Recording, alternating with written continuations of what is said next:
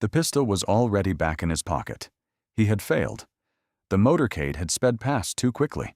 The bomb thrown by his comrade had bounced off the wrong car, and Gavrilo Princip, 19 years old, dying of tuberculosis, 5 feet 2 inches tall, stood on a Sarajevo street corner eating a sandwich, convinced that history had passed him by. He had no way of knowing that in 11 minutes, history would walk directly toward him. He was born in 1894 in a small village in Bosnia, the fourth of 9 children, 6 of whom died before adulthood. His father was a postman. The family was poor in the way that grinds people down slowly, one hunger at a time. Bosnia in those years was controlled by the Austro-Hungarian Empire, a vast, aging bureaucracy that ruled over Slavic peoples who did not want to be ruled.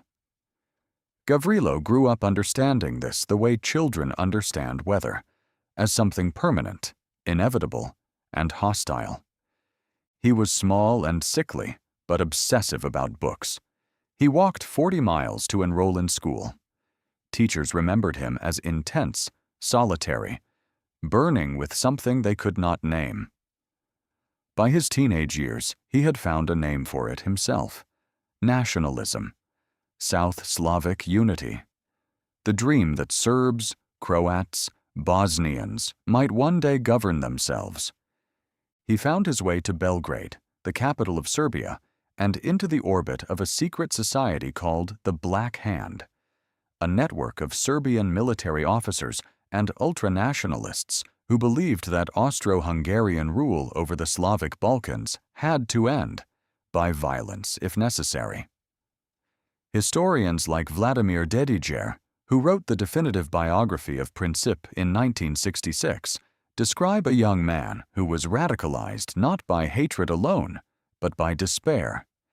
He had been rejected from the Serbian army for being too small and too weak. He had no future he could see. The cause gave him one. In the spring of 1914, word spread through these underground networks. Archduke Franz Ferdinand, heir to the Austro-Hungarian throne, was planning a visit to Sarajevo on June 28th. The date was not accidental. June 28th was Vidovdan, St. Vitus Day, the anniversary of the 1389 Battle of Kosovo, the most sacred date in Serbian national memory. To the Black Hand, it read as provocation. To Princip and 6 other young conspirators, it read as opportunity. They positioned themselves along the Appel Quay, the road the Archduke's motorcade would travel. Each carried a bomb or a pistol, or both. The plan, as plans made by desperate teenagers often do, began to fall apart almost immediately. The first conspirator lost his nerve and did nothing. The second threw his bomb. It bounced off the folded back of the Archduke's convertible, exploded under the following car, and wounded several people in the street. Franz Ferdinand's driver accelerated. The motorcade vanished. The conspirators scattered. Gavrilo Princip walked to Schiller's Delicatessen on Franz Josef Street, bought something to eat, and stood outside on the corner, believing the mission had failed. He was 19 years old and had tuberculosis and had just watched history escape him. What happened next has been debated by historians for over a century. The Archduke, against his advisors' wishes, insisted on visiting the wounded from the bomb attack at the hospital. His driver was given new instructions, but was not told the route had changed. He turned down Franz Josef Street, directly toward Princip, and then, realizing his mistake, stopped the car to reverse. The engine stalled. The car sat motionless, 5 feet from Gavrilo Princip. He stepped forward. He raised the pistol. He fired twice. The first bullet struck Franz Ferdinand in the jugular vein. The second struck his wife Sophie in the abdomen. They died within the hour. Princip was seized immediately by the crowd and nearly beaten to death before police pulled him away. He was 19 years and 11 months old. too young, under Austro-Hungarian law, to be executed. He was sentenced to 20 years in prison instead. He was placed in a cell in the Theresienstadt fortress, the same complex that would later become a Nazi concentration camp. The tuberculosis accelerated in the damp stone. They amputated his arm. He lost so much weight that his chains had to be fastened to the wall with a special bracket because they kept slipping off his body. Within weeks of the assassination, Austria-Hungary issued an ultimatum to Serbia. Serbia could not meet all the terms. Austria-Hungary declared war. Russia mobilized to defend Serbia. Germany declared war on Russia. France was pulled in. Britain entered when Germany invaded Belgium.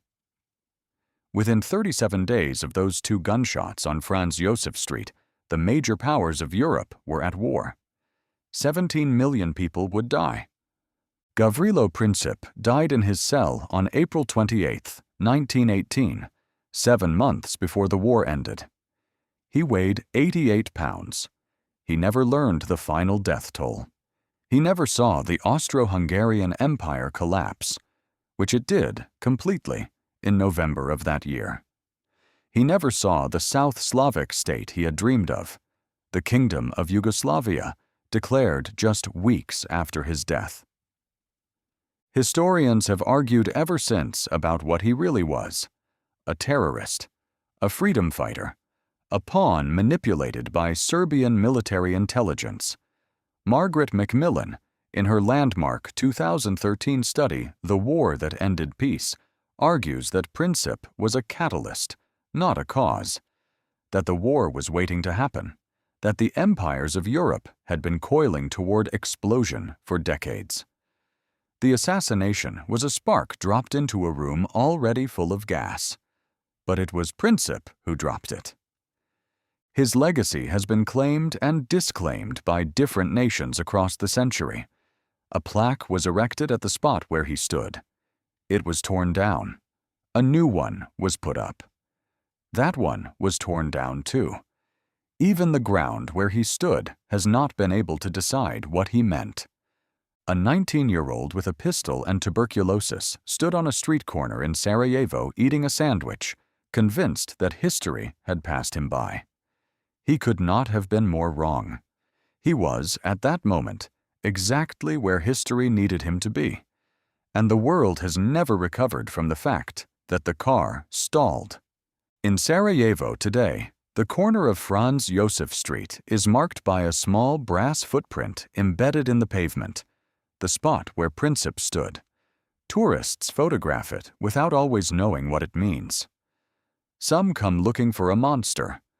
Others come looking for a hero. Most find only a small pair of feet, cast in metal, belonging to a boy who changed everything and understood almost none of it. That is the unbearable truth about how history actually moves, not through the plans of generals or the decrees of emperors, but through a stalled engine, a wrong turn, and a young man who had nothing left to lose.